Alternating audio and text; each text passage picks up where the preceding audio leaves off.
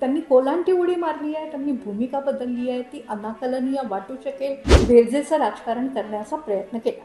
राज ठाकरे ज्या दिवशी शिवसेनेतून बाहेर निघाले आणि बाळासाहेब ठाकरेंनी स्वतःचा उत्तराधिकारी त्यांचा मुलगा उद्धव ठाकरे हे आहेत घोषित केलं, त्यावेळेला बंड करणाऱ्या राज ठाकरेंना उद्धव ठाकरेंच्या विरोधात जाऊन बसणं ही अपरिहार्यता स्वीकारावी लागली.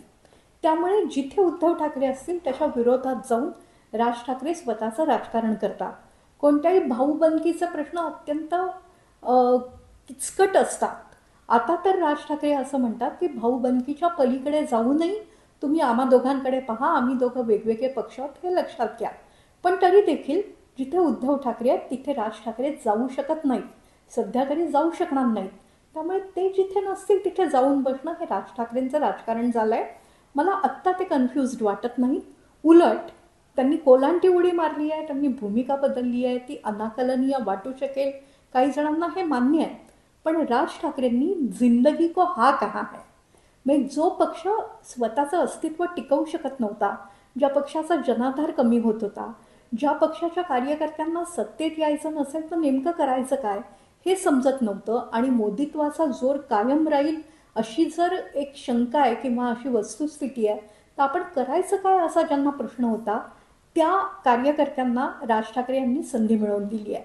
सध्या ते एकही जागा लढत नाही आहेत. रेल्वे इंजिनाला लढायची संधी दिली गेली नाही म्हणून त्यांनी नाराजी व्यक्त केली आहे.